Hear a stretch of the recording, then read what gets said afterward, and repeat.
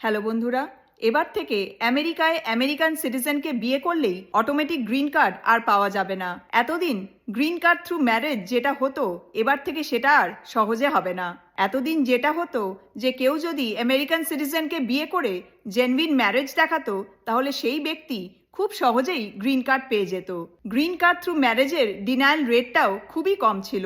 তবে বহু মানুষ এই নিয়মটার সুযোগ নিয়ে ম্যারেজ ফ্রড করে নিজেদের গ্রিন কার্ড করিয়ে নিয়েছে, এবং সেজন্যই এই ফ্রড বন্ধ করার জন্য গ্রিন কার্ড থ্রু ম্যারেজের প্রসেসটা এখন থেকে ভীষণ ভীষণ টাফ আর ডিফিকাল্ট হবে।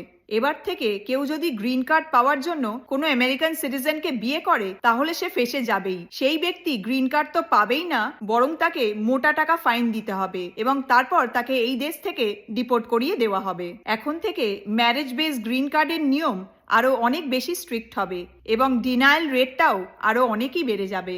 প্রচুর ডিটেলড প্রশ্ন করা হবে, যাতে যারা জেনুইন ম্যারেজ করেছে একমাত্র তারাই সেই সব প্রশ্নের উত্তর দিতে পারে। আর যদি অ্যাটর্নিরা বুঝতে পারে যে এটা ফ্রড ম্যারেজ, তাহলে তো বড়সড় ফাইন, সাথে ডিপোর্টেশনও একদম নিশ্চিত। তাই যদি কেউ ম্যারেজ বেস গ্রিন কার্ড ক্যাটাগরির জন্য অ্যাপ্লাই করার কথা ভাবছে, তাহলে তারা যেন জেনুইন অ্যাপ্লিকেশনই সাবমিট করে। কারণ এখন পুরো ইমিগ্রেশন সিস্টেমেই প্রচুর বদল আনা হয়েছে।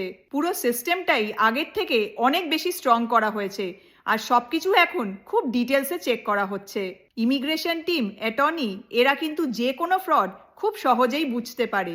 আর তাই এদেশে আসার জন্য, জিসি পাওয়ার জন্য যে যাই করুক, সেটা যেন খুব বুঝে শুনে করে, না হলে কিন্তু খুব বাজেভাবে ফেঁসে যাবে, আর তারপর তার সব শেষ। ভাবলাম আজকের মোমেন্টসে এই গুরুত্বপূর্ণ ইনফরমেশনগুলো তোমাদের সাথে শেয়ার করি। তো যাই হোক, তোমরা সবাই খুব ভালো থেকো, সাবধানে থেকো। তোমাদের সাথে পরের মোমেন্টসে আবার কথা হবে। Take care, bye by.